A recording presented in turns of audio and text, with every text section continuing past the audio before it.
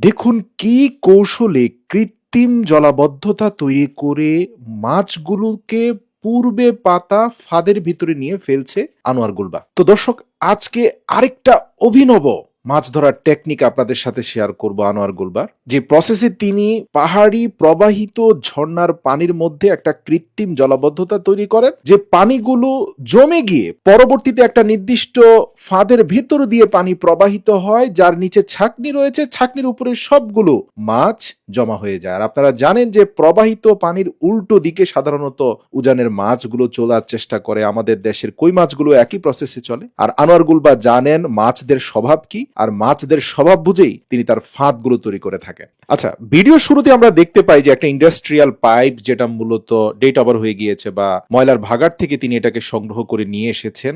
এই পাহাড়ি ঝর্ণার পানিগুলোর মধ্যে তিনি নতুন আরেকটা অভিনব মাছ ধরার ফাঁদ পাতবেন। আনোয়ার গুলবার মাছ ধরার ফাঁদগুলোর একটা অন্যতম বৈশিষ্ট্য হচ্ছে আপনাকে লম্বা সময় এখানে বসে থাকতে হবে না। সে যে ফাঁদগুলো তৈরি করে সেগুলো অত্যন্ত কৌশল এবং বুদ্ধিমত্তার সাথে তৈরি করে ফেলে রেখে চলে যায়। নির্দিষ্ট 2-3 ঘন্টা পরে এসে দেখে তার ফাঁদের মধ্যে অনেকগুলো মাছ এসে জমা হয়েছে। আর এটাই হচ্ছে এই টেকনিকের সবচেয়ে বড় অ্যাডভান্টেজ। তো এই যে আপনারা দেখতে পাচ্ছেন অনেকগুলো পাথরকে চারপাশে জমা করে ফেলেছে, তার পাইপের মুখ এর চারপাশে যে পাথরগুলো জমা হয়েছে, এবং সেখানে সে মাটির আস্তর করার চেষ্টা করছে, এবং সর্বশেষ সে সিমেন্ট আর বালির আস্তর দিয়ে এটাকে একেবারে প্রফেশনাল লেভেলে নিয়ে গিয়েছে। মানে বোঝাই যাচ্ছে এই পুরো শীতকালে প্রবাহিত ঝর্ণার পানিতে স্রোতের বিপরীতে চলা মাছগুলো তিনি এই ফাঁদের মধ্যে এনে ফেলবেন, এবং পুরো শীত মাস জুড়ে প্রতিদিনই অসংখ্য মাছ তিনি এই ফাঁদের মাধ্যমে পেতে যাচ্ছেন। তো নিখুঁতভাবে পুরো ফাঁদটা তৈরি হয়ে যাওয়ার পরে তার যে কৃত্রিম রাউন্ড সার্কেলের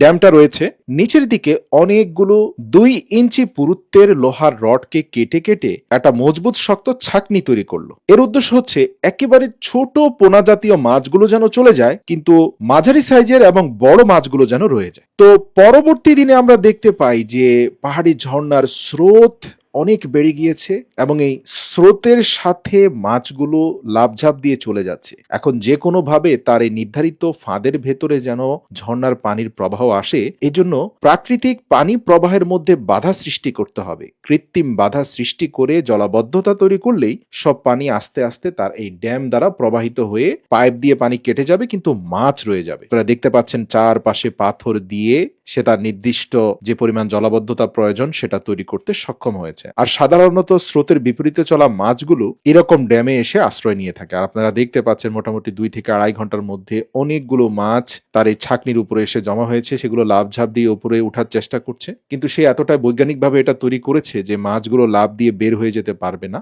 এখানে জমা হয়ে থাকবে। তার দায়িত্ব শুধু 2-3 ঘন্টা পরে এসে মাছগুলোকে সংগ্রহ করে নিয়ে যাওয়া। দেখতে পাচ্ছেন মোটামুটি 2 থেকে 3 ঘন্টার মাঝেই সে 4-5 কেজি মাছ পেয়ে গিয়েছে। আর এই পাহাড়ি উজানের মাছগুলো কিন্তু অত্যন্ত সুস্বাদু হয়ে থাকে।